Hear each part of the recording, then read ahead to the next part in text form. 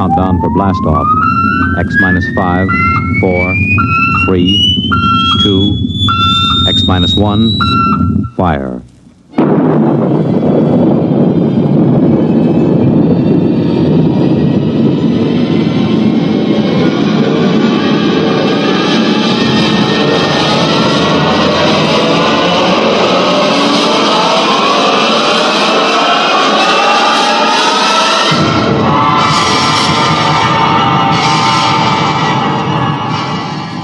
From the far horizons of the unknown come transcribed tales of new dimensions in time and space. These are stories of the future, adventures in which you'll live in 1,000,000 could-be years on 1,000 maybe worlds. The National Broadcasting Company, in cooperation with Street and Smith, publishers of astounding science fiction, presents X minus 1.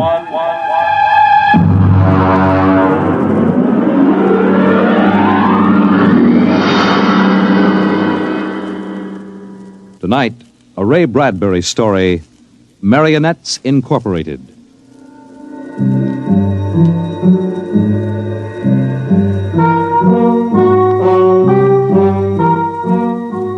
By the year 1990, we should see many amazing technological advances.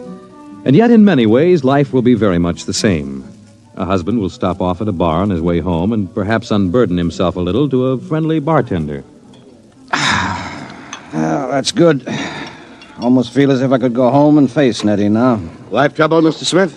Wife trouble, Sam. If only she'd relax a little bit. Look, you see this bruise on my lip? She kisses me. For an hour every night when I come home. Can you do anything for it? Well, I try, Sam. You can't figure them out.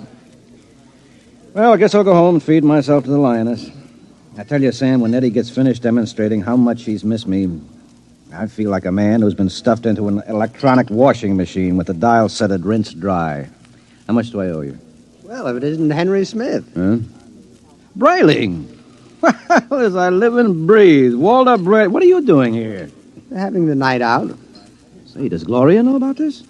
Things have changed, Henry. I thought she kept you chained to the bedpost most of the time. Not anymore, Henry, not anymore.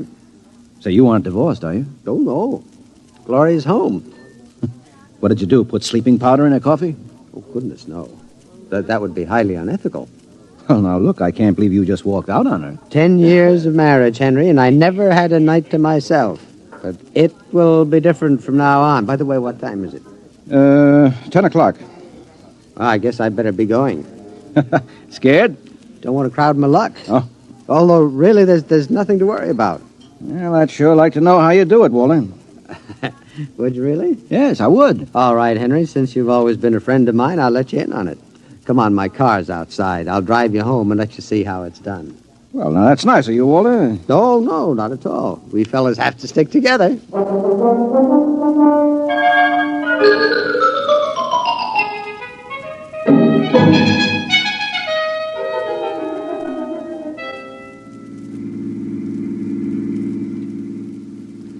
I don't suppose you know how Gloria and I came to be married in the first place. No, I don't. Well, one evening, she threatened to tear off her clothing and call the police unless I married her. No. Oh, yeah. Well, that's a bit extreme, isn't it? Gloria's a nervous girl. Oh. I bet you've had a pretty wretched time of it, huh? Yeah. Didn't take long for me to become the laughing stock of the neighborhood. Henpecked Brayling, they used to call me, I know that. But things are changing now. See this? What's this? A single ticket to Rio on the morning rocket. I have hotel reservations there for a month, a whole month, Henry, to have a fling. Well, won't Gloria make trouble over that? Well, that's the amazing part of it, Henry. She won't even know that I'm gone. Huh? And I'll be back in a month and no one the wiser. You don't believe it, do you? Well, frankly, no. Just how are you going to swing it, Walter? That's the secret, Henry. I tell you, it is the most wonderful thing ever invented, worth every cent I paid for it. Well, what is it? I'm going to show you. Now, here's my house. You notice the lights are all out? Uh-huh.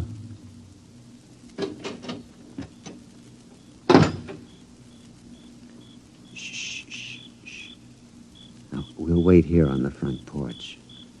Say, Walter, you haven't gone off your rocker, have you? Shh. Let me see. I meow twice. That's it. Meow. Meow. Now watch the window in my bedroom. It looks as if somebody's... Hey! There's a man up there. He's looking out. Good. He sees me. Now he'll be down directly. Oh, now look, isn't this a bit embarrassing for you, Walter? No, not at all. You'll find out. Here he comes. Hello, B2. Good evening, Mr. Brayling. Either I'm going out of my mind or there are two of you. You never told me you had a twin brother. I don't. Look, if this fellow weren't in pajamas, I couldn't tell you apart. Well, that's the secret, Henry. Everything go all right, B2? Just fine, Mr. Brayling. I suppose my wife was in her usual good form this evening? Well, as a matter of fact, we spent the evening playing gin. No screaming, shouting, accusations? No, sir. No, it was a very quiet evening. Well, but this is even better than I thought. Marionettes Incorporated aims to satisfy, sir. Did he say Marionettes Incorporated? That's right, Henry. Then now look him over. Isn't he excellently fashioned? You wouldn't dream he was a robot, a marionette. No, I don't believe it. Well, it's against the law, of course, to duplicate a human like this, but it's well worth the opportunity. I still don't believe it. You can't tell him from a human. Well, only one way. Put your ear next to his chest. Huh? That's it. Now listen. It's machinery. Walter, old man, how long has this been going on? Well, I've had him a month. I keep him in the cellar in my toolbox. And tonight I told Gloria that I'd like to be excused for 5 minutes to run down to the cigar store. Uh-huh. She agreed. I went down the cellar, took out Brayling, too, and sent him back upstairs to sit with my wife till I got home. That's miraculous. Of course, Walter, it doesn't seem quite ethical somehow. Oh, nonsense. Highly ethical. Hmm? I've been home all evening. I shall be home with her for the next month. In the meantime, another gentleman named Walter Brayling will be in Rio having the time of his life. Well, can he walk around without fuel for a month? He refuels himself. Oh. He's built to do everything. Eat, drink, sleep. You'll take good care of my wife, won't you, B2? Well, your wife is rather nice. I've grown quite fond of her. There, you see? Yeah, Walter, old man, how long has this Marionettes Incorporated outfit been in business? Secretly for 2 years now. Why? Well, I wonder, you suppose there's a possibility that I might get in touch with him? You? Hmm. But your Nettie is madly in love with you. Well, I know that, but even so, just a little respite, a night or two once a month, huh? But she loves you dearly. Yeah. So much she can't bear me to leave her for half an hour. You know that lately she's taken to calling me up at work 10 or 12 times a day, talking baby talk? Your Nettie? My Nettie. So now what do you say, old man, huh? As a favor to an old buddy, huh? A fellow lodge member? Well, I could put you in touch with the man who makes them. Of course, you'd be pledged to secrecy once you learned where he's located. Oh, well, naturally. Very well, then. Here's his card. Marionettes Incorporated. W. Zeig, proprietor and owner. New humanoid plastic 1990 models guaranteed against wear. Our motto, no strings attached. Address, the Jumble Shop, 43 South Wesley Drive. Yeah. Mr. Zeig will take care of you. He's a charming fellow. Real craftsman. Say, that's wonderful, Walt. I'll see him first thing tomorrow. Well, I better be getting home now. Nettie is probably splitting a gasket. We'll see you around, old man, after I get back from Rio. While I'm gone, you might drop around regularly, just as you always have. Treat Brayling, too, here, as if he were me. Otherwise, Gloria might be suspicious. Yes, fine, I'll do that. Oh, before I go, these marionettes, they're safe, aren't they? Oh, absolutely. Tell him, B2. Oh, we're guaranteed. Well, that's fine. Well, good night, Walter. Good night, B2. Good night, Mr. Smith. Good night, Henry. Well, I'm glad someone else will have a chance at a little happiness and freedom. All right, Brayling, too. It's back into the cellar box for you. Come on, down the steps. That's it.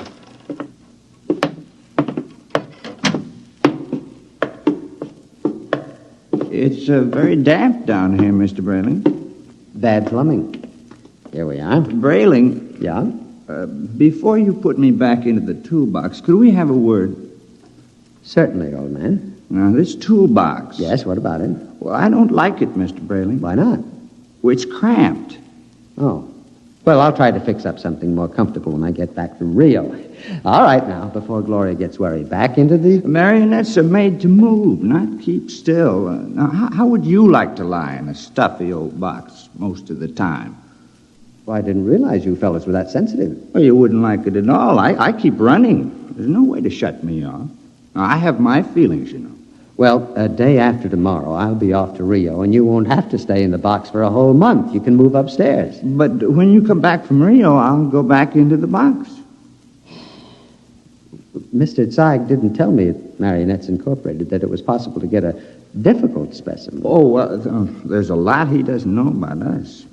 Look here, B2. This has gone far enough. I'll never get to Now, Rio. come on now, into the box. And another thing. Well? Your wife. Yes, what about my wife? I've grown quite fond of I'm her. glad that you enjoy your employment. You'll have the whole month. I'm afraid you don't quite understand, Brayling. I've fallen in love with Yes, her. well, all... You what? Well, you see, you just don't appreciate it. Maybe if you hadn't acted so meek and apologetic about everything, well, she'd have a little more respect for you as a man. You aren't supposed to behave like this, you know. I think I could be very happy if I were married to Gloria. Aren't you forgetting that you are nothing but a big, overgrown puppet? Now, careful, Brayling. I'm sensitive. I'm sorry. Look, you wouldn't mind waiting here a moment, would you? I have to go upstairs and make a phone call. To whom? Nobody important. I have to call Henry Smith about something. You're lying. Now, you're going to call Marionettes Incorporated and tell Mr. Zeig to come and get me. No, really, I'm not. I was... B2, stay away. Now, stand where you are, Now, Brayling. B2, take your hand off my arm. No, Brayling. What are you going to do? Nothing much. I'm just going to put you in the toolbox, lock it, and lose the key. Then I'll buy another ticket to Rio, and Gloria and I can have a wonderful vacation. You're insane. Oh, am I? Now, wait a minute. Hold on, B2. Don't be rash. Now, let's talk this over. Goodbye, Brayling. Now, B2, stop it. Don't. Let go. Into the box, Brayling. There. Let me out. Let me out. Walter! Yes, Gloria? Well, what in the world are you doing down there at this time of night? Well, nothing, lover. The pipes were knocking, and I'm just making sure the boiler hasn't exploded. Now, you go to bed, and I'll be up soon. Hurry, won't you? We had such a nice evening. I'm lonesome for you. You won't ever be lonesome again, darling. Never again.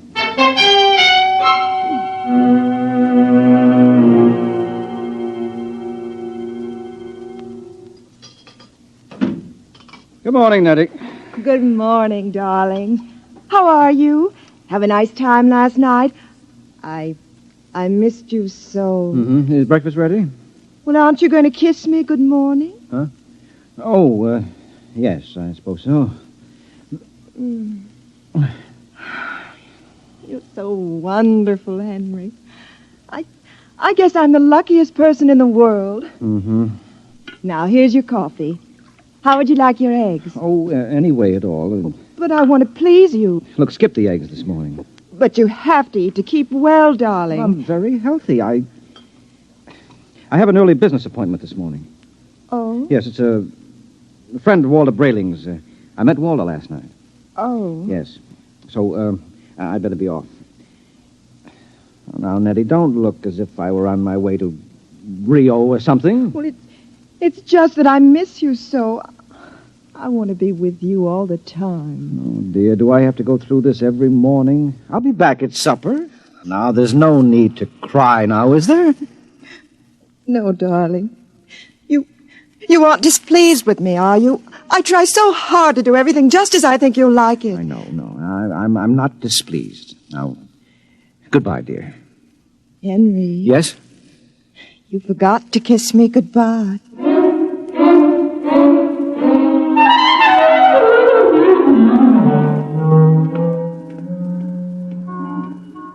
strings attached, no strings attached. A very nice puppet with no strings attached. Let's see now. Jumble Shop, 43 South Wesley. Well, that should be about... here it is. Yes? Mr. Zeig? Yes? Walter Brayling recommended me. Enter. Thank you. Your name? Henry Smith, 55 Evergreen Place. And what can we do for you, Mr. Smith? Well, Mr. Brayling showed me his marionette last night. I was intrigued with the idea. Not that my wife is anything like that female meat grinder he's married to, you understand, but, I'm a man who enjoys an occasional evening with the boys, you know, without complications. Naturally. Yes, so I thought... That I could duplicate you? Exactly. Oh, I think it might be arranged. Uh-huh. Oh, yes, how much? $9,000. I have an inferior model at $7,500. No. If I go through with this, nothing is too good for Nettie. Nettie's my wife. We've been putting money aside to buy a summer home in Westport, but... sometimes we must choose. Yes. Well, perhaps I could just slip out $9,000. It's a joint account. How soon could I have it? Oh, I could construct a mannequin in about 2 months' time. Good. Shall I consider the order placed? At once. Of course, you will have to report here for a body mold, color index of your hair, lips, skin, etc. And I'll have to do a complete electro-emotional calibration. Uh-huh. Now, you guarantee that these models are foolproof? As foolproof as I can make them, Mr. Smith. And I've had years of training. And there's no chance of detection? None whatever. I've never had a complaint. Very well, Mr. Zeig. I'll get the money from the bank and send it to you. I'm sure you won't be sorry, Mr. Smith. You will be just as satisfied as Walter Brayling.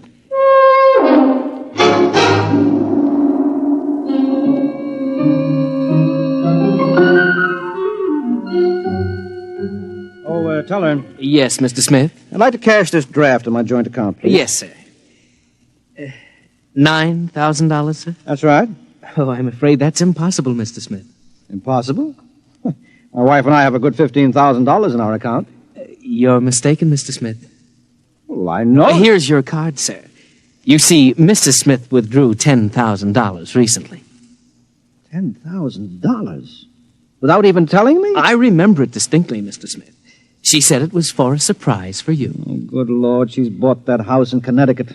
My birthday is next week. Oh, no. I've got to borrow it somewhere. I've already contracted... Yes, sir. Quite a surprise for you. Mr. Smith?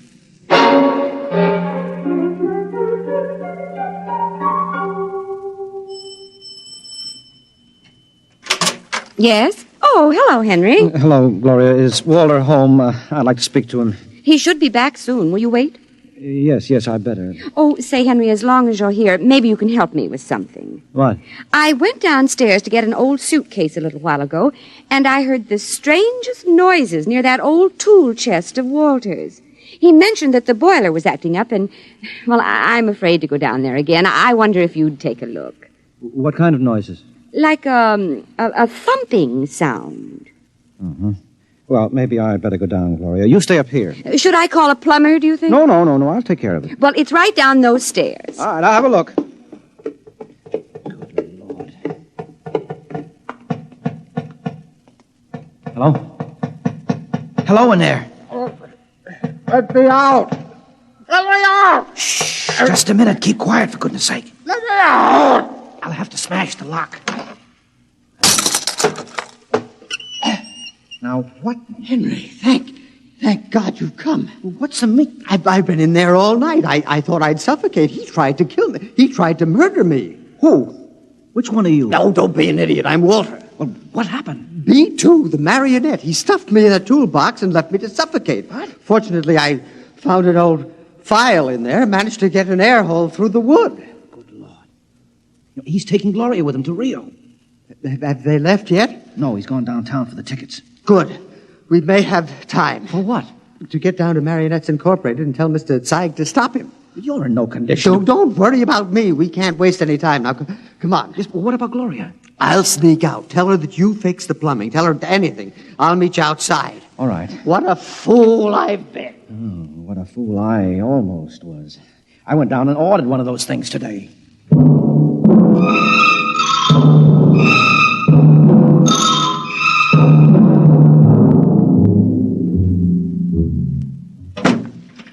Gloria, love. Yes, darling. Did you get the tickets to Rio? Right here in my wallet. A honeymoon for two under the Pampas moon. Oh, Walter, it's so nice to have you like this. Oh, you like the change? I don't know what did it, but whatever it is, I'm in favor of it. I hope it's permanent. Well, I intend to see that it is. By the way, darling, do you happen to remember where that old pistol of mine is? Pistol? Yeah, I just thought, since we're going to be traveling in strange countries, well, it wouldn't hurt to bring it along. Well, I think it's here in the sideboard. There. You know how frightened I am of these things. Well, I'll be very careful of it. Now, in fact, I think I'll go down to the basement and practice.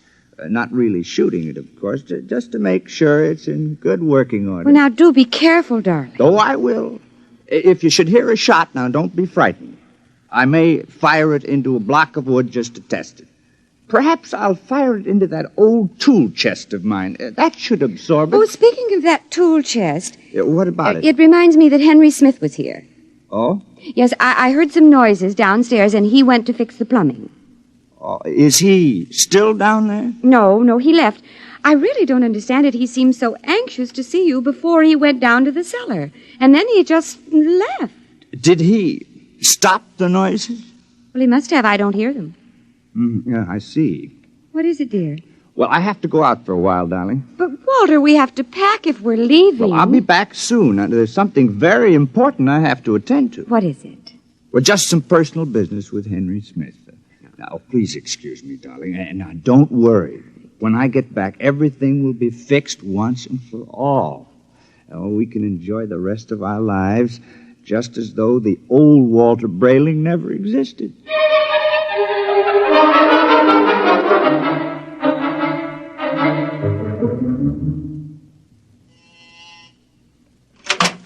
Oh, Mr. Brayling and Mr. Smith. Come in, gentlemen, come in. What brings you? Mr. Zeig, you told me your marionettes were foolproof. They are.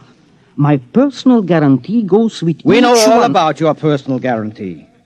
Except that Mr. Brayling's dummy knocked him out, stuffed him in a toolbox to suffocate, and is making plans to run away with his wife.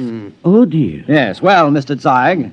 Well, I really don't know what to say, gentlemen. What Mr. Brayling and myself would like to know, Mr. Zeig, is exactly what are you planning to do to stop this overambitious robot? Well, of course, we shall have to recover B2 first, and then I'll simply dismantle him Yes, and... well, he doesn't seem to want to be dismantled, Mr. Zeig. In fact, I think that you'll have trouble catching him. Maybe I can save you the trouble, gentlemen. Yeah, B2. Look out, he's got a gun. I thought I'd find you here when I discovered the tool chest empty. Now, you look, B2. Whatever you're planning, you won't get away with it. Oh, I think I will. Mr. Zeig, can't you do something? I'm afraid I can't think of anything. I'll save you the trouble because I'm going to kill the three of you. No, you won't get away with it. No, you forget that Gloria and I will be on a plane to Rio in a few hours. All right, Mr. Zeig, you first. Now, see here. This isn't fair. I created you. You can't. You grab him. I've got him. Look, quick, that hammer. Look out! Oh, well, that's the end of Brayling, too. But he got Zeig, though. Yeah. Right through the... Holy jumping catfish, and look at him. Look at Zeig. It's nothing but a mass of coils and springs, just like Brayling, too. Well, he's nothing but a marionette. He's no different. Brayling, do you know what this means? Oh, this is incredible. A marionette building other marionettes? But someone must have built Mr. Zeig originally. I wonder what... Well, perhaps Mr. Zeig turned on whoever built him the same way Brayling, too, turned on you. Well, at any rate, we'll never know. Oh. Say, I wonder how many of these things are walking around among us. Oh, I shudder to think of that. You know, some of our best friends might be. Ooh. Yeah. Come on, we have to get out of here. But the police... Now, don't be a fool, Brayling. There's been no crime committed here. All the police will find is two oversized puppets with the springs coming out of them. And they seem so lifelike. Yes, I know, and they were only machinery. You got to remember that. Yes. What'll I tell Gloria? Well, if I were you, Brayling, I wouldn't tell Gloria a thing. I'd simply pick up that other ticket to Rio and take her on a honeymoon, just as she's expecting. But what about you, though, Henry? What are you going to do? Me? Well, I'm going home and give Nettie a kiss that'll singe her hair. Oh, you know, when I think of what might have happened if I'd gone through with this marionette thing, it makes a fellow realize how lucky he is to be married to a decent woman. Oh, come on, let's go.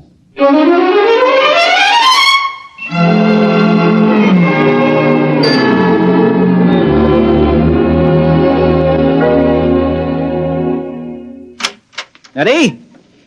Nettie? Where are you, sweetheart? In here, darling. Oh, I've missed you today. Come here. Oh, Henry. Oh, you look tired, darling. Can I do something for you? Just tell me I'm yours to command. Oh, man's a fool to jeopardize a nice home and a loving wife like you. Oh, you do love me, don't you, Nettie? Oh, you know I do. Here, let me get your slippers on. Now, it feels good to sit back on the sofa and relax. Oh, you don't know what a trying day I've had. Oh, I can see you're all upset. It isn't anything I've done, is it, dearest? No. Well, in a way, something you've done is connected with it, yes. What's that, darling? The money. Money? Now, I know you wanted to surprise me with the house, darling, but really you shouldn't have taken that money out of the bank without consulting me. Henry, I don't even know what you're talking about. Now, Nettie. But I don't. Nettie. Oh, you're so upset, darling. If it's anything important, let's talk about it later. Meanwhile, why don't you just put your head on my shoulder and rest? Well, I must admit that sounds enticing. Here, let me make you comfortable. There. Now, you just close your eyes. That's it.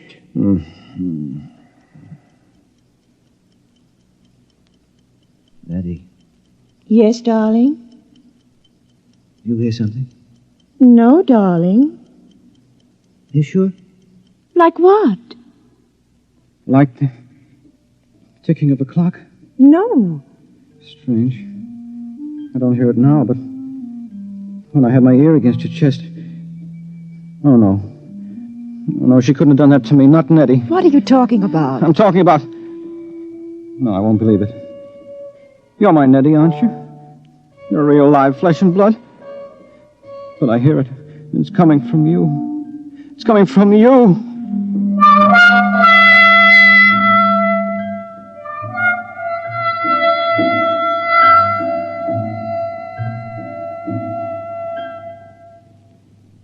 You have just heard X-1, presented by the National Broadcasting Company in cooperation with Street and Smith, publishers of astounding science fiction. Tonight, by transcription, X-1 has brought you Marionettes Incorporated, written by Ray Bradbury and adapted for radio by George Lefferts.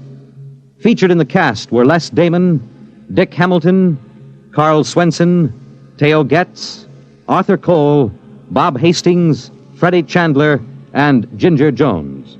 Your announcer, Fred Collins. X-1 was directed by Daniel Sutter and is an NBC Radio Network production.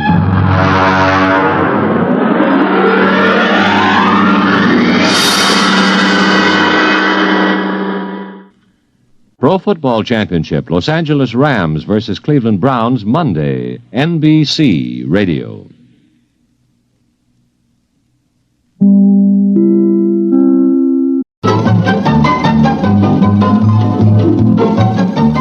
This is Walter O'Keefe inviting you to listen in on the Nightline.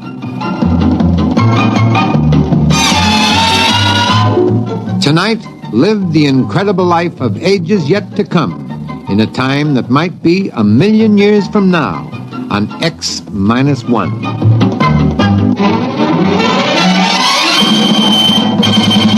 Now, an incredible story of the world beyond. Countdown for blast off. X-5, 4, 3, 2, X-1, fire.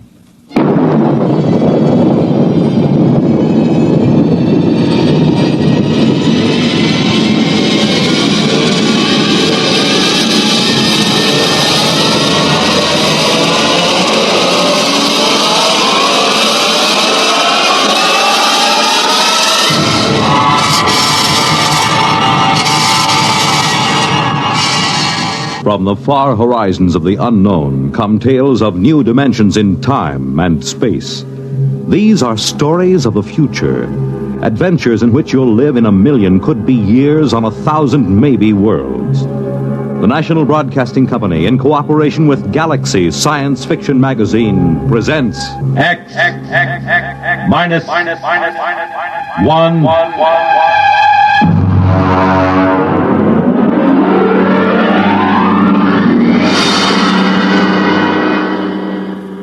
Tonight, The Category Inventor by Arthur Sellings. But first, hear this. I don't have time to tell you all about the many things that make Pabst Blue Ribbon a better tasting, more thirst-quenching beer. Besides, you're more interested in how it tastes than how it's made. But one thing you should know. Experience is the most important ingredient in any beer. And Pabst is the product of America's oldest national brewer, established 1844. Pabst of Milwaukee.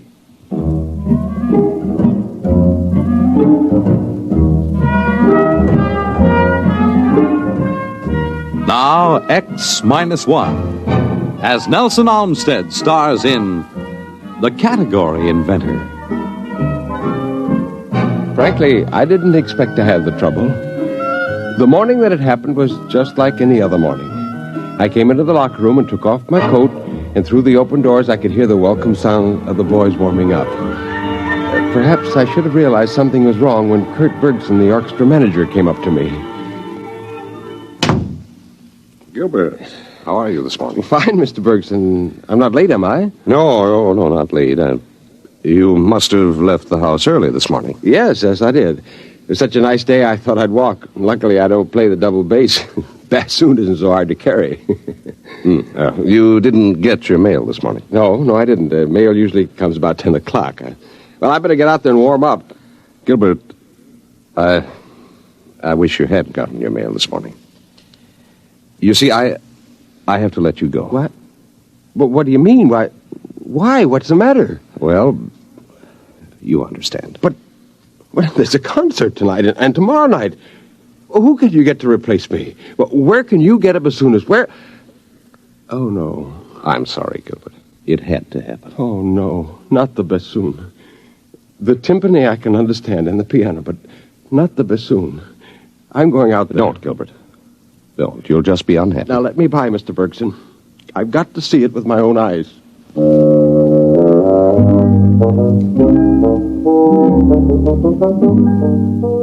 Of course it was bound to happen. Where my music stand and chair had been stood a gleaming coppery robot. His music stand was attached to a bracket that came out from his forehead, and his electronic scanning eyes were blinking and ready. He had 7 fingers on each fully articulated hand. His lips were precast in perfect bassoonist embouchure, with flexi-plasti-butyl skin adjusting to the reed. I could hear the softly whirring motor of his constant pressure breath apparatus. It had come. The robot bassoonist. Now, Gilbert, honey, you mustn't be depressed. It's not your fault. The world doesn't understand creative artists anymore. Oh, bassoon player isn't creative, Marge. He executes. Well, anyway, he's an artist. That means he's got intelligence and imagination. And that means he's got a head start when it comes to a new job, doesn't it, honey? Sure. Yeah, head start. Marge, I tell you, there isn't any use. I've been checking into the category office every day. All I know is how to play the bassoon. Well, we'll just have to get used to being on reserve. But what will we tell the children, dear?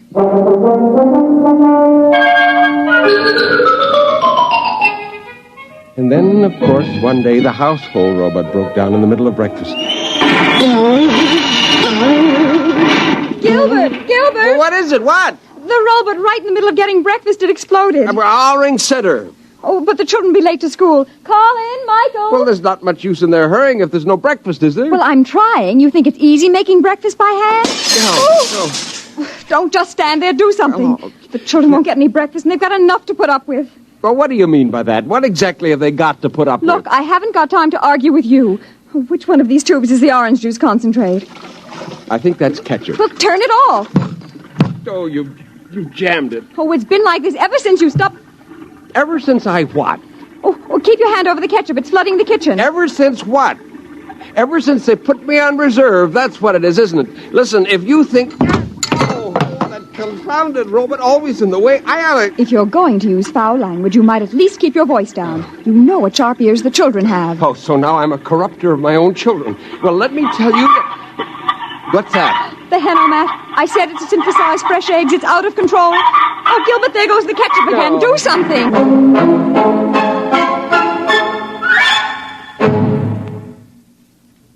You are listening to The Category Inventor. Tonight's attraction on X-1. Each year, increasing thousands of Americans stricken with multiple sclerosis turn the inventor. Finally, I got the ketchup and orange juice faucets turned off and the Henomat pulled out of the socket. I looked down, and there was our household robot on the floor. It was all its fault, it and millions of its kind. Suddenly, all the frustration of the last few months focused on the robot, and I kicked it. Well, now I've seen everything. A grown man actually kicking a poor, defenseless robot.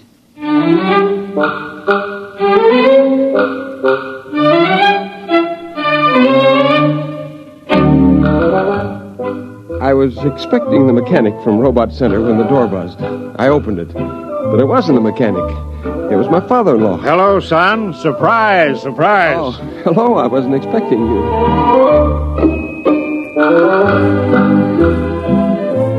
George is a politician. They haven't yet found a robot that can take that trade over. Right behind him was the mechanic from Robot Service. However, he wasn't the mechanic, he explained. Actually, you see, I'm a robot therapist, specializing in robot psychiatry and robot synaptic stimulation. Well, what do you mean, therapist? I sent for a mechanic. Now, you just leave it to me, sir. Where is the robot? In the closet. I dumped it there after it broke down. Oh, too bad, too bad. It would have been better if you'd left it where it fell. Failure attitudes often give invaluable pointers to the cause of breakdown. In here? Yeah, that's right, in the kitchen closet. How do you like that? They got psychiatrists for robots. Well, certainly, son, that's the way things are now. They're branching out, keeping one step ahead of the robots all the time. Man's got to be adaptable. Now, you take old Tom Angel. Old Tom up and registers himself as the first of a new generation of reading card verse writers. He was first in, so he got charter rights. Now, you got the idea? Once you get in the progressive mood, you're all set. Yeah, funny kind of progress, dusting off a defunct custom. Yeah, well, nowadays, a man doesn't have to fight for a job. All he has to do is to invent one. That's one of the platforms of our party, the party that stands up for the reservist rights. Why, you know, it was our party who saw to it that every family worker and reservist alike had a robot of his own by inalienable rights. Oh, I'm sick and tired of having a robot of my own. I'd be perfectly happy if there weren't any robots at all, especially the ones that sit in their chromium-plated tails in chromium-plated orchestras playing chromium-plated bassoons. What? Why, Gilbert, you don't know what you're saying. You're talking like a Luddite. Oh, I am I? What's a Luddite? It's history. They were the people who broke up the first power machines 200 years ago.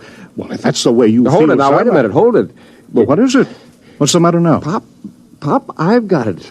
Excuse me, I'm on my way. Mr. Perry, I just gave your robot a tape audio in there, and the results were sad. Yeah, well, look. Sad. Yeah, look, I'm busy. I'll talk to you later. That robot has developed a severe guilt complex. Guilt complex? That's right. Oh, they're sensitive, you know. Once they get the idea their owners aren't happy, they brood about it. They make mistakes, and that makes them feel more guilty. You just have to keep these robots understanding that you're happy. Well, finally, I got away from the robot psychiatrist. The category office was crowded with reservists hanging around with the slender hope of getting in a hot tip. I went into the first booth and spoke to the robot clerk. Yes, sir. You wish to file a category. I have your name and other information now. Nature of category. Neo-Luddite. Repeat, please. Neo-Luddite. Definition? The lawful opposition to the robot economy. Now, let's see a robot take over that job. Classification of category. Political. Your application will take a short time to check. This machine sends a copy to the registry below. They carry a complete file of all categories. Oh, is that it? I'm sorry, sir, but your application has been rejected. What? The category office extends its sincere regrets and trusts this will not deter you from making further application at the category office. Now, you listen here, you metallic mouthpiece. That application is legitimate. Now, nobody's got any right to reject it. Now, you can't just stand here... Sir, you are overexcited. The supervisor is on his way. Ah, Mr. Perry, you're upset, eh? Well, you understand we dislike having to turn down anyone's application. Now listen, that category I put forward is perfectly good. I've got a right to be heard. An opposition party is just what's needed. Well, of course it is, Mr. Perry. I was only trying to tell you that you couldn't register that category because it was registered years ago. What? Yes, the Humans Only movement is a recognized party, even though it's never managed to win an election or attract many adherents. But the movement does have state backing, funds, officers, the same proportion of salary to officials, members, the same as the two big parties. Better luck next time, Mr. Perry. There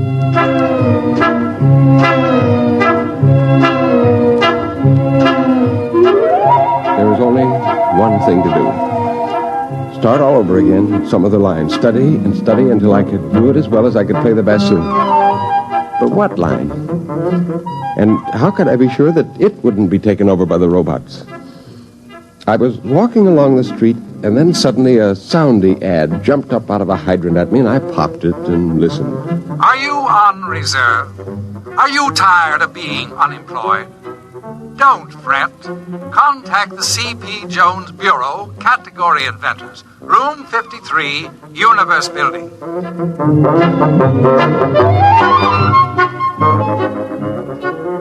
Just as I got to the Universe Building, the doors swung open and two big bruisers came through carrying a little old man. You let me go, you hear? Let me go! I'll have a writ served on you. A man's got his rights. Now you let me go. Let me go. Oh, are you all right? I'll have a writ served on him. Are you hurt? No. Oh. Well, I wonder if you could help me. This is the Universe Building, isn't it? Yes, it is. Would you mind dusting off my jacket? Yeah. Well, I'm looking for somebody here. I wonder if you could help me. Robbers. Throwing a man out after all these years. 10 years I've worked in this building. Oh, you work here. Well, then perhaps you could help me find... Yes, I had my own office. The C.B. Jones Bureau. You're C.P. Jones, a category inventor? You heard of me? I was coming to see if you could fix me up. Oh, well, it's just as well you didn't. I didn't have a category in stock. As a matter of fact, son, I never did manage to invent a single category, except the one of category inventor. Well, they finally caught up with me, revised my category a week ago, and canceled my license. Say, would you like to have a drink? No, I don't have any money, only reserve script. Well, that's good enough for an emergency. Come on.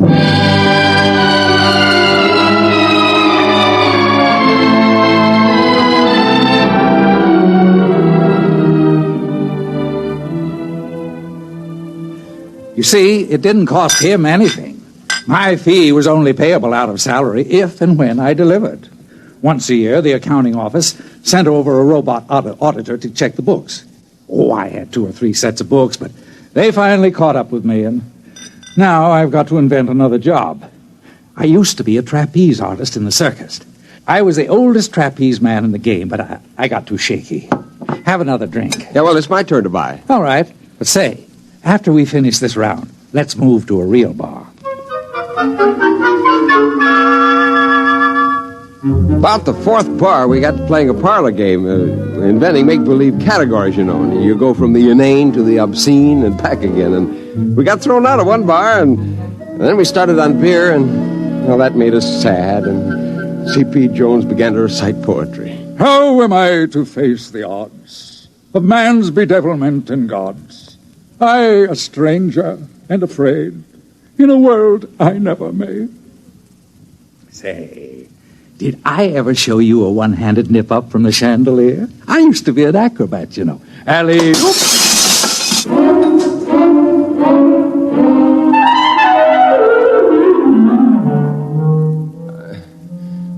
I woke up with the sun in my eyes, and I saw a figure moving.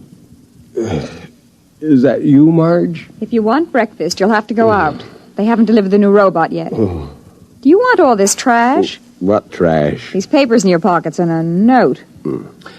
What does it say? Oh, I'm not surprised you can't read this morning. I'm surprised you're breathing this morning. No, please, Marge. All right.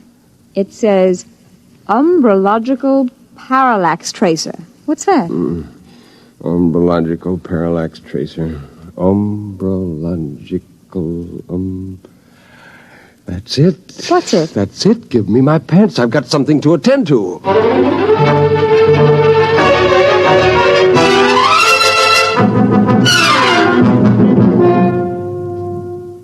Well, I'm glad to see you, Mr. Perry. Trying again, eh? Category, umbrological, parallax, tracer. Well, most interesting. What exactly is this? Well, it involves ascertaining the degrees of parallax for the current umbrological investigation. It's not easy to explain in a few words. Of course. I thought it would probably be too complex for me to grasp. I'll check it through.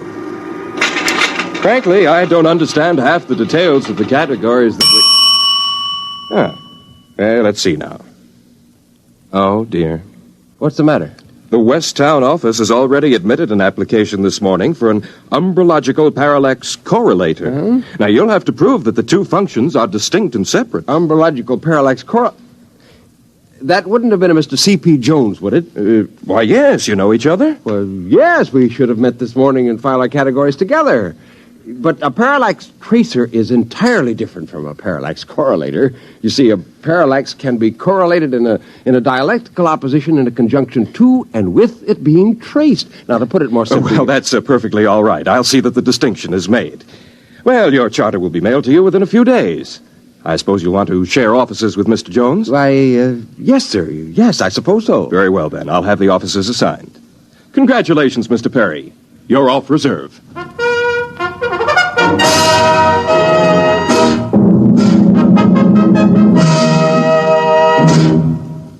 Well, how do you like the new office, Gilbert, my boy? You old figure, you almost cleared the pitch for me by filing. Well, I didn't have your address, and I didn't know you'd get the same idea. I just remember we laughed a lot over it and thought it one of the best phony categories we'd made up. Of the printable ones, that is. Anyway, I did change the end to give you a loophole. Oh, of course, we're cheating, aren't we? Cheating? Well, I'm not. I've already looked up umbrology for a start. There isn't any such word. Well, if there was, it would be a science of shadows. Oh. Now, all we have to do is find the parallaxes. But you're not serious. Serious? Of course I'm serious. The world's so complicated these days, everyone's such a specialist that no one can be sure yet what's fact and what isn't. We're the only umbrologists in the world. Who can question us? Yes, I suppose that's true. Why, the scope's enormous. Anyway, we're off reserve. We've got a job. And I'm not letting any grass grow under my feet here. Now, don't just stand there. Our robot hasn't arrived yet. Give me a hand with this filing cabinet. We're going to need it. You're right. We got our work cut out for us. Let me tell you, the life of an umbrological parallax tracer isn't all beer and skittles. Let's get to work.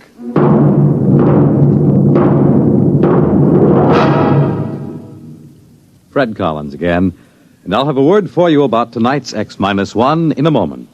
On your weekends, at home or in your car, or at the beach, or wherever you are, take a radio along and let Monitor take you along to wherever exciting and interesting and entertaining things are happening anywhere in the world. And sometimes under it, like this. This is Bob Haynes speaking to you from the central control room aboard the U.S. submarine Sea Lion on this UDT exercise called the Bottom Lockout. We're about ready to dive. That sound you just heard was the decompression. The top bridge hatch is closed. We're all secured now. Dive. There we go. Yes, from a ride in a Navy submarine to anywhere in the world where exciting and interesting and entertaining things are happening, Monitor takes you there, making your weekends brighter with celebrities, music, news, and sports. This is Frank Blair inviting you to join us on Monitor on most of these NBC stations. You have just heard X-1 presented by the National Broadcasting Company in cooperation with Galaxy Science Fiction Magazine, which this month features Daniel F. Galloway's unusual story titled If Money. Read it in Galaxy Magazine on your newsstand today. Tonight, X-1 has brought you The Category Inventor, a story from the pages of Galaxy written by Arthur Sellings and adapted for radio by Ernest Kenoy.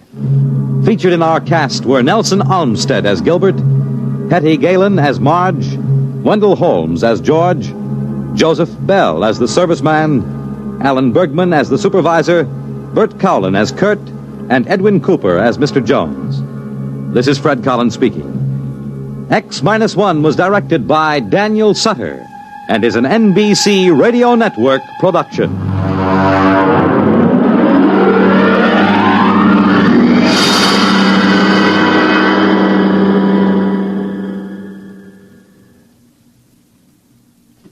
There's excitement in the air at night, and Nightline brings it to you. Hear Nightline with Walter O'Keefe, next on most of these NBC stations.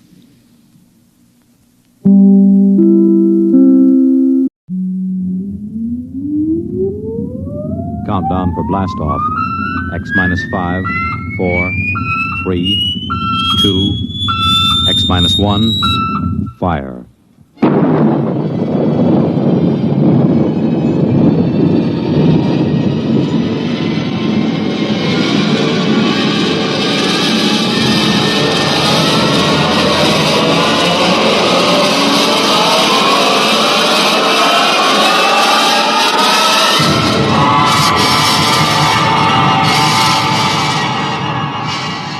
From the far horizons of the unknown come tales of new dimensions in time and space. These are stories of the future, adventures in which you'll live in a million, could be years on 1,000 maybe worlds. The National Broadcasting Company, in cooperation with Galaxy Science Fiction Magazine, presents X minus 1.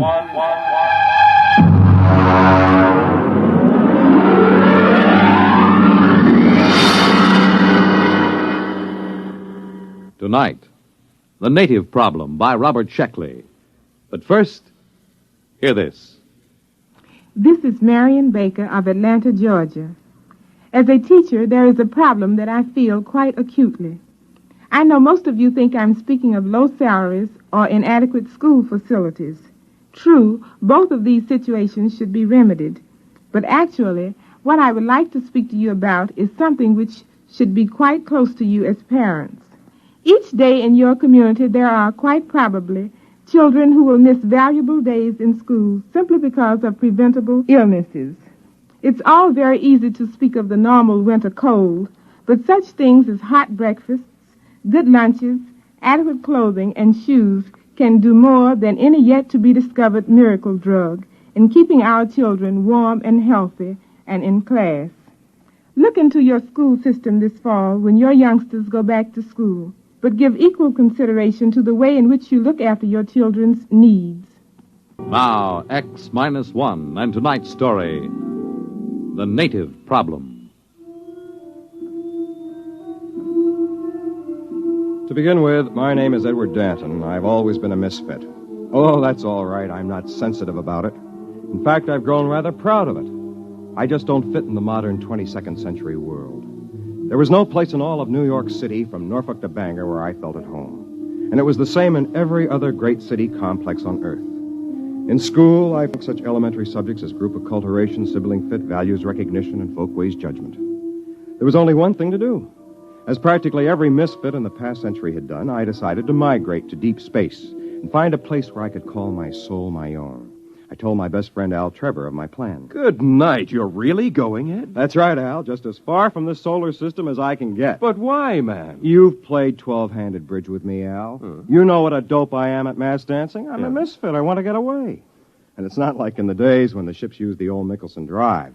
With these new GM subspatial torque converters where we can travel in a matter of months what used to take them 30 or 40 years. Well, I hate to see you go. One more thing, Al. I'm going to give you my breeding certificate. Oh, now, Ed, we couldn't let you do You and that. Myrtle want 2 children, don't you? Well, we've always wanted to have 2, but you mustn't I give... won't need a breeding certificate where I'm going. As a matter of fact, I may even find it impossible to breed at all. Well, that could be rather frustrating, old man. Well, maybe after a while I'll find a girl pioneer. In the meantime, there's always sublimation. True. What substitute have you selected? Vegetable gardening. Might as well be practical, you know. Might as well. Well, old man, good luck, and thanks for that breeding certificate. The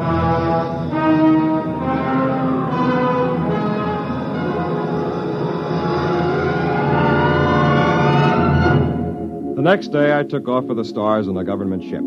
The spot I picked was out in what they call the New Territories. The planet I finally settled for was ideal. A calm, watery place dotted with fertile islands, blessed with a mild, uniform climate, and absolutely uninhabited.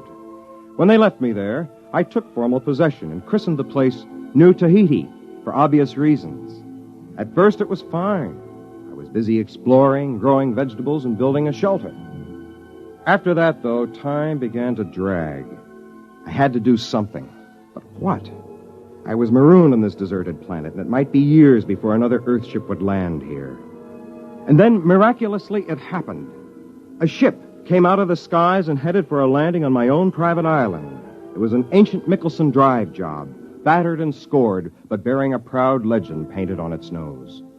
The Hutter people, it read.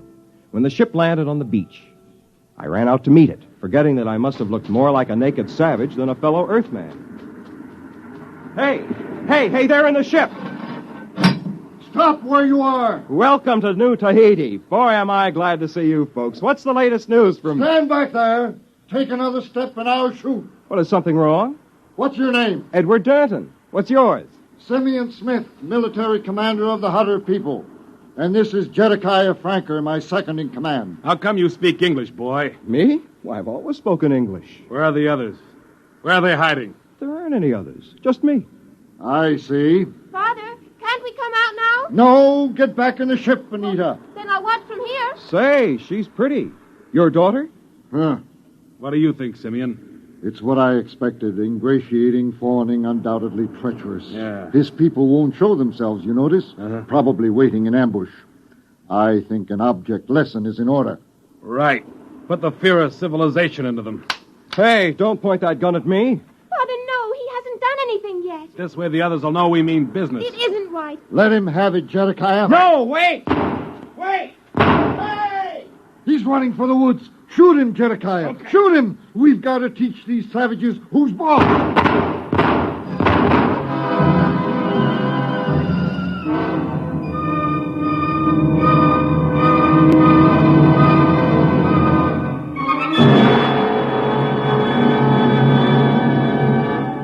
You're listening to The Native Problem, tonight's attraction on X-1.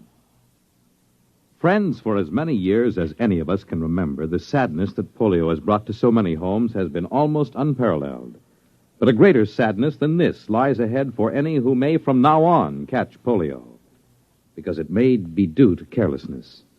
Vaccination against polio, the well-known Salk shots, is more than 75% effective. And it's due to such vaccination that there was a drop of 47% in polio cases last year. 5 million have had as much as one shot of the vaccine. And please remember that while the first and second shots are helpful, the third shot is necessary for maximum protection. Now, there's plenty of vaccine, and the doctors are anxious to cooperate. Remember, the end of polio is at hand, but it takes 3 visits to the doctor to lick it. Can you afford not to go to X-1 and The Native Problem? I was just plain lucky to get back to the friendly cover of the forest without stopping a bullet. It was obvious these people were too jumpy just then to listen to reason and believe me when I told them that I was not a native, that I was all alone here. I decided to wait a while. About dusk, I crept through the woods to get as near their ship as I could without being seen. They had come out of their ship. There were several dozen men and women, and a few children. They were grouped around a campfire eating. On the edges of the group were several armed men looking toward the woods with apprehension. I watched while their leader, Simeon, stepped into the circle of firelight to address them. I could hear everything he said plainly. Friends, we have come at last to our long-awaited home, our promised land. Behold, a land of milk and honey, a place of bounty and abundance. Was it not worth the long voyage, the constant peril, the endless search? Yes, it was. However, there is an aboriginal people here, naked and savage, undoubtedly cunning, ruthless and amoral, as aboriginals always are. Of these we must beware. We will live in peace with them if they will let us. No one can tell what goes on in a savage heart. Their standards are not ours. Their morals are not ours. We cannot trust them. We must be forever on guard. And if in doubt, we must shoot first. Remember, land too. This was not going to be easy. I decided not to try another approach that night.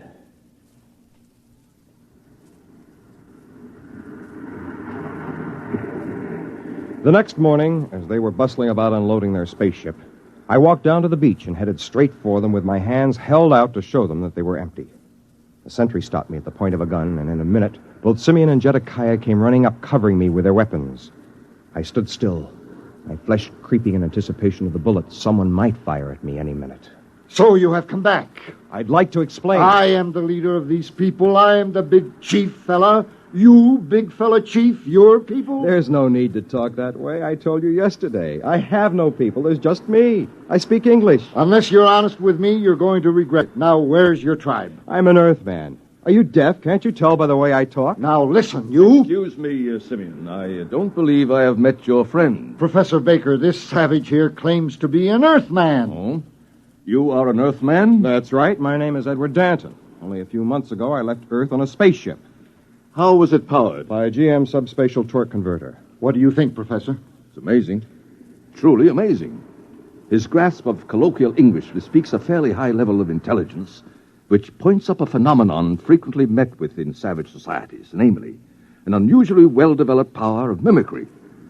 Our friend Dante, as his original uncorrupted name must have been, will probably be able to tell us many tribal legends and myths. Oh, come off it, Professor. I'm an Earthman. No, my poor friend, you are not. Obviously, you have met an Earthman. Some trader, I dare say, stopping for repairs. We saw signs that a spaceship once landed here, Professor. Oh, confirmation of my hypothesis. That was the government ship that dropped me off here. It is interesting to note how his almost plausible story lapses into myth at various crucial points. He claims this ship was powered by a GM subspatial torque converter. Now, this is a nonsense syllabification, since the only deep space drive is the Nicholson. He also claims that the journey from Earth was made in a matter of months, since his untutored mind cannot conceive of a journey lasting for years. Yet we know that no space drive, even theoretically, can reach here from Earth in less than 30 or 40 years. Then GM must have been developed after you left Earth. How long have you been gone? The Hutter ship left Earth 120 years ago. We are mostly fourth and fifth generation. Now, come on, Dante. Where's your tribe? Where are they hiding? This is preposterous. What can I do to convince you I'm from Earth? That's enough. We won't stand for backtalk from natives. Where are your people? There's only me. Maybe a taste of the black snake whip will loosen his tongue. Later, Jedekiah. His tribe will come around for handouts. Natives always do. Then let's put him to work. Dante, you can join that work gang over there unloading supplies. No, thanks. I'll go back to... Chief said no backtalk. Why are you natives always so bone lazy? You'll be paid as soon as we unload the beads and calico. Now get to work.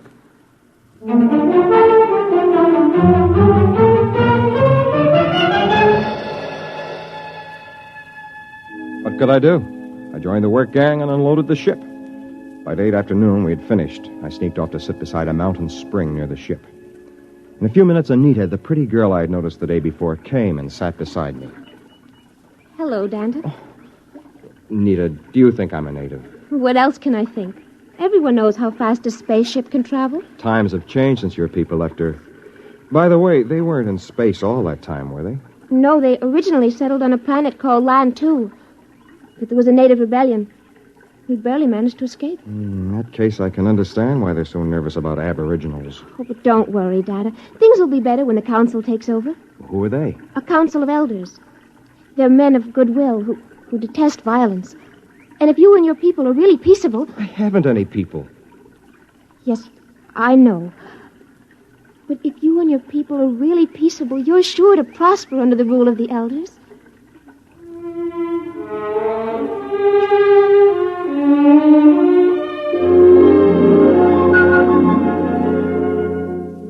It was no use. I couldn't even convince her. But as we sat together and talked, I began to forget my problems. I was enchanted by her. And I think she liked me, too. After a while, as though it were the most natural thing in the world, she was in my arms, and I was kissing her. What's going on here? Jedekiah. You're a disgrace to your people. Are you out of your mind, girl? You can't mess around with a dirty native and keep your self-respect. Now, just a minute, you... Shut up! As for you, you've got to learn something and learn it good. Natives don't fool around with Hutter women. I'm going to impress that little lesson on you right here and now. Jedekiah, don't! I've had enough from you. Dante, you struck him. He tried to hit me first. Get up, Jedekiah. You're not hurt. Oh, my jaw. Help! The natives are revolting! Help!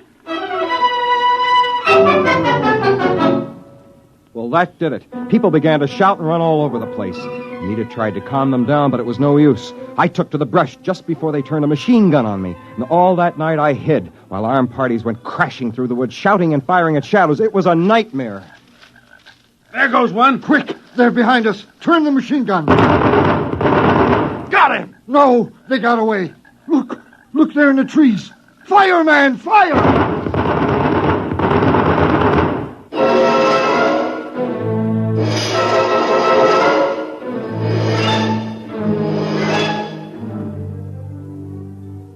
It was like that all night long. By morning, I was exhausted, and so were they. I hid in the jungle and waited. I don't know what for. And then, along about the middle of the day, I saw Anita. I thought she was alone at first, and I knew she was looking for me. I stepped out in the trail in front of her. Oh, it's you, Danta. Anita, There are men back there. It's all right. They won't harm you. They came to guard me. Danta, are you all right? Guard you from me? They don't know you as I do. At the council meeting today, I told them the truth. You did? I told them the fight wasn't your fault. I told them you were only defending yourself. And Jedediah lied. No pack of natives attacked him. It was only you. And I told them this. At last. Did they believe you? Oh, yes. I explained that the native attack came later. Native attack? Now, look, there wasn't any attack, Anita. There couldn't be. There aren't any natives.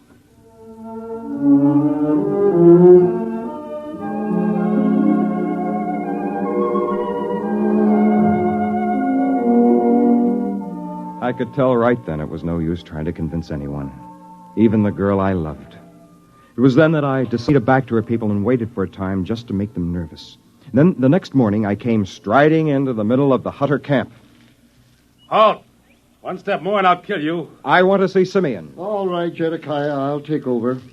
Here I am, Danta. Shall I shoot him, Simeon? No, let him speak.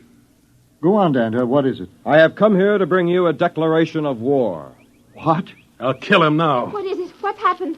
Oh, Danta, what is it? It's war. But I begged with you to bring peace to your people. They wouldn't listen. It's war. All the tribes are gathering from every outlying island. How many are there? Many thousands, 50 or 60. We will fight to the death. Danta, wait. Surely we can reach an agreement. Why shed all this blood? There is a way. I thought so. What do you want? Equal rights. Yes. What else? That is all. Except, naturally, an alliance between the ruling clan of the Hutters and the ruling clan of New Tahiti. In short, a marriage. Never.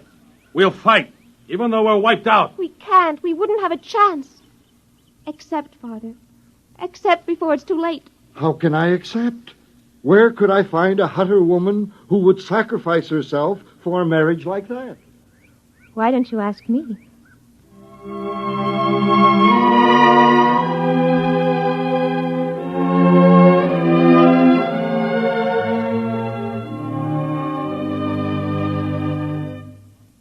So it came about.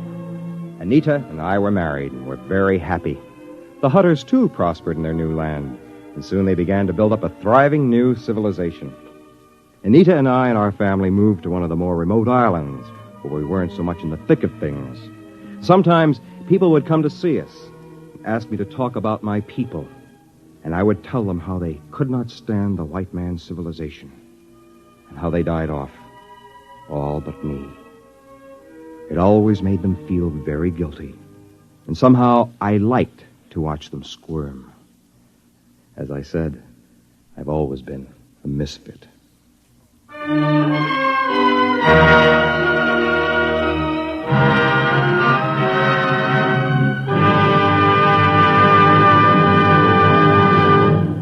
Fred Collins again. I'll have another word about X-1 in a moment. X-1, presented by the National Broadcasting Company in cooperation with Galaxy Science Fiction Magazine, which this month features Break a Leg by Jim Harmon.